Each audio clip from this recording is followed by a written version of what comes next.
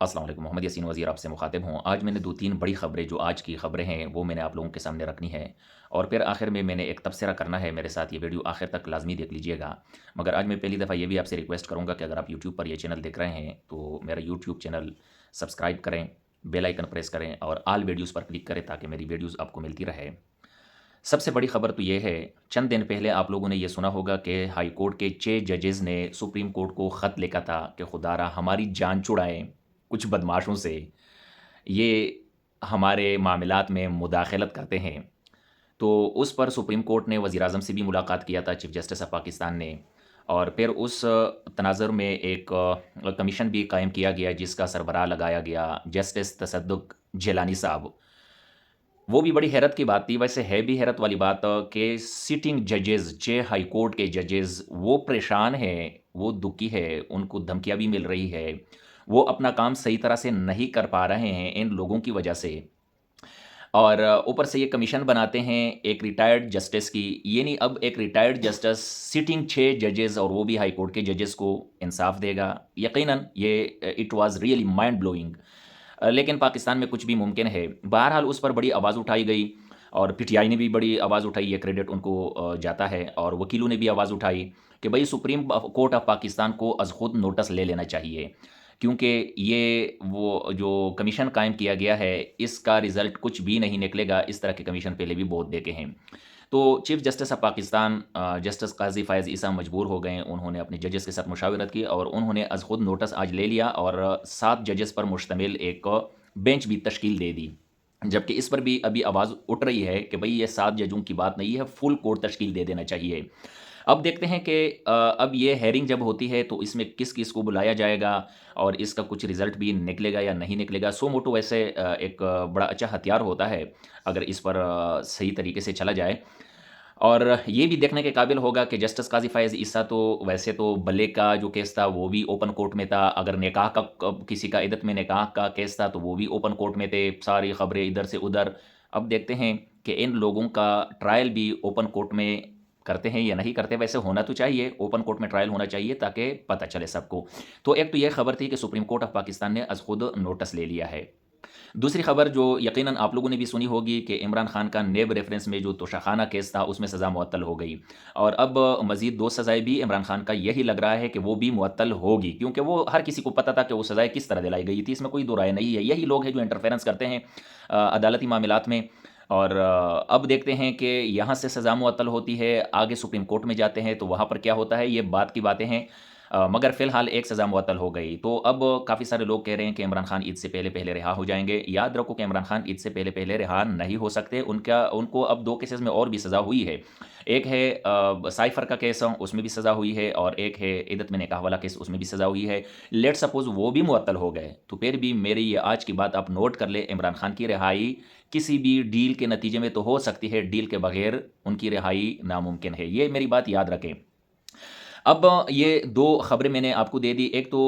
Judiciary میں interference کرنا، مداخلت کرنا ان کے معاملات میں، ایک تو یہ، دوسری بات یہ کہ عمران خان کی کیسز میں بھی پہلے بھی انٹرفیرنس کیا گیا تھا اور اب بھی ہو رہی ہے، اور جس طرح میں نے یہ بات بھی کی کہ کسی بھی ڈیل کے نتیجے میں تو ان کی رہائی ممکن ہے مگر ویسے رہائی ان کو نہیں مل سکتی۔ تو یہ انہی لوگوں کی طرف اشارہ ہے جو عدالتی معاملات میں مداخلت کرتے ہیں، ہماری سیاست میں مداخلت کرتے ہیں۔ اب نظر اس چیز پر ہم نے ڈالنی ہے کہ یہ لوگ اتنے مضبوط ہو گئے ہیں، جیسا کہ اس دن بھی میں نے ایک ولاگ میں بات کیا تھا کہ اگر مجھے کوئی تکلیف ہو، چاہے جتنا ہی طاقتور بندہ کیوں نہ ہو، ان سے اگر کوئی تکلیف ہو تو میں نے جانا ہوتا ہے عدالت۔ اب عدالت میں جاؤں گا، اگر عدالت کو خود بھی اسی ہی بندے سے تکلیف ہو تو پھر آخرکار ہم کہاں جائیں گے، کہاں پر اپنی فریاد سنائیں گے؟ تو یہ ہے ہماری جوڈیشری کی حالت۔ لیکن اب ہم نے دیکھنا یہ ہے کہ ان لوگوں کو مضبوط کس نے کیا۔ اس میں جوڈیشری کا اپنا کردار بھی ہے، اس میں سیاسی پارٹیوں کا اپنا کردار بھی ہے۔ اگر نواز شریف انہی لوگوں کے ہاتھوں ذلیل ہوا تو نواز شریف کا ان کے ہاتھوں کو مضبوط کرنے میں کردار تھا، عمران خان انہی لوگوں کے ہاتھوں ذلیل ہوا تو عمران خان کا انہی لوگوں کے ہاتھوں کو مضبوط کرنے میں کردار تھا، بہت بڑا کردار تھا۔ اسی طرح وقتاً فوقتاً ہر پارٹی لیڈر نے ان کے ہاتھ کو مضبوط کیا ہے، لیکن اب دیکھنا یہ ہوتا ہے کہ کب کون بینیفیشری ہوتا ہے۔ اگر میں بینیفیشری ہوتا ہوں، حکومت مجھے دی جاتی ہے تو مجھے چپ لگ جاتی ہے۔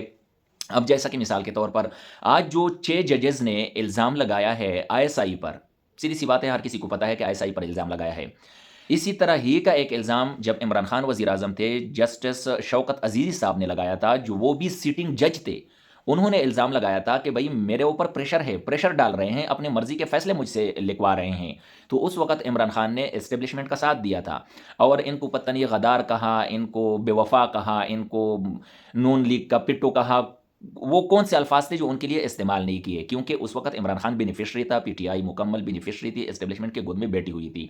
آج اسی ہائی کورٹ کے ججز، کیا ایک جج اور کیا 5 اور کیا 6 ججز، لیکن ہے تو ججز نہ سٹنگ ججز ہے، انہوں نے اعتراض کیا ہے اسی ڈپارٹمنٹ پر۔ اب اس وقت نون لیگ ان ججز کے خلاف ہو گئی ہے، کہہ رہے ہیں کہ یہ ججز پی ٹی آئی والے ہیں، یہ ججز غدار ہیں، یہ فلاں ہیں، یہ ڈمکا ہے۔ تو یہ سارا کچھ ہو کیا رہا ہے، یہ گیم کیا چل رہا ہے؟ گیم یہی چل رہا ہے کہ ایک نہ صحیح تو دوسرا بندہ انہی لوگوں کے ہاتھ مضبوط کرتا ہے، اگر آج ان کو گود سے اتارتا ہے تو وہ ان کے خلاف ہو جاتا ہے، پھر تیسرا آ جاتا ہے، وہ انہی لوگوں کے ہاتھ مضبوط کرتا ہے۔ لیکن ان سارے سینیریوں میں قائد جمعیت جناب مولانا فضل الرحمان صاحب کا موقف بڑا واضح ہے، اور اس کا اعتراف آج کل پی ٹی آئی والے بھی کرتے ہیں، نون والے بھی کرتے ہیں، سب کرتے ہیں۔ پاکستان کا بچہ بچہ جمعیت علماء اسلام کے موقف کا اعتراف کرتا ہے کہ قائد جمعیت جناب مولانا فضل الرحمان صاحب نے 2018 میں بھی داندلی کے خلاف آواز اٹھائی تھی، جب وہ داندلی عمران خان کے لیے کی گئی تھی۔ اس وقت مولانا صاحب پر یہ اعتراض تھا کہ چونکہ عمران خان کے ساتھ ان کی بنتی نہیں ہے، یہ شدید سیاسی مخالف ہیں، ان کے درمیان شدید سیاسی تناؤ ہے، نظریاتی شدید جنگ ہے، بہت سارے اختلافات ہیں، تو اسی وجہ سے مولانا داندلی کا الزام لگا رہا ہے۔ جبکہ آج تو حالات بدل گئے، جذبات بھی بدل گئے، 2024 ہے، اب تو مولانا کے بڑے قریبی دوست نواز شریف کے لیے داندلی کی گئی ہے۔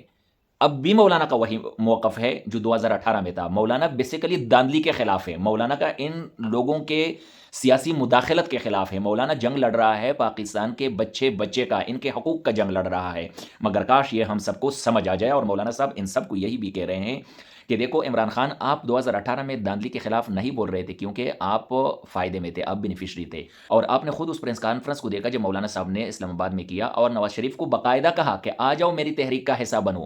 آج آپ کیوں داندلی کے خلاف آواز نہیں اٹھا رہے؟ اس لیے کہ آپ کو حکومت دے دی گئی، چند وزارتیں دے دی گئی، تو لہٰذا مولانا صاحب کا موقف انتہائی واضح ہے اس حوالے سے، لیکن کاش ہم سمجھ جائے۔ اب آخر میں یہ کہنا چاہوں گا کہ یہ پاکستان کی تاریخ میں پہلی دفعہ ہوا ہے کہ اتنے سارے ججز، سٹنگ ججز سپریم کورٹ کو خط لکھ رہے ہیں ایک سیکیورٹی ایجنسی کے خلاف۔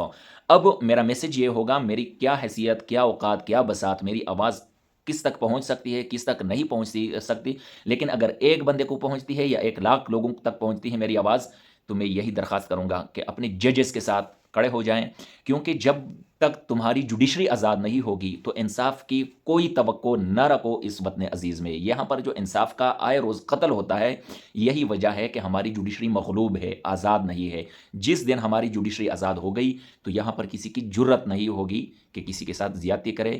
یا ادارے عوام کے ساتھ زیادتی کرے، کسی کی منمانی پر نہیں چلے گی۔ ہاں یہ بھی ہو سکتا ہے کہ اس کے بڑے بھیانک قسم کے نتائج نکلے، اور بھیانک نتائج کا آپ کو بھی پتہ ہے کہ آخری آپشن ان لوگوں کے پاس کیا ہوتا ہے، یہی ہوتا ہے نا کہ مارشاء اللہ لگا دے، تو اس کو بھی دیکھا جائے گا۔ بہرحال میرا ایک ہی میسج ہوتا ہے کہ سیاسی لوگوں کو اب ایک ساتھ ملنا چاہیے۔ بے شک عمران خان کے ساتھ نون، پی پی، ہم سب کے آپس میں بڑے اختلافات ہوں گے، مگر یہ اختلافات اگر ہم دیکھو، سیاسی لوگوں کا جو ایک پارٹیاں ہوتی ہے، ان کو ایک گھر تصور کر لیں، ٹھیک ہے؟ تو یہ گھر کی لڑائیاں ہیں، یا ہم آپس میں لڑیں گے، اس میں کم از کم تیسرے بندے کو نہیں آنا چاہیے، یہ ہمارا پروفیشن ہے۔ تو عمران خان اگر مجھے بہت بھی برا لگتا ہے، یہ اینٹی اسلام ہے، عمران خان قادیانیوں کا یار ہے،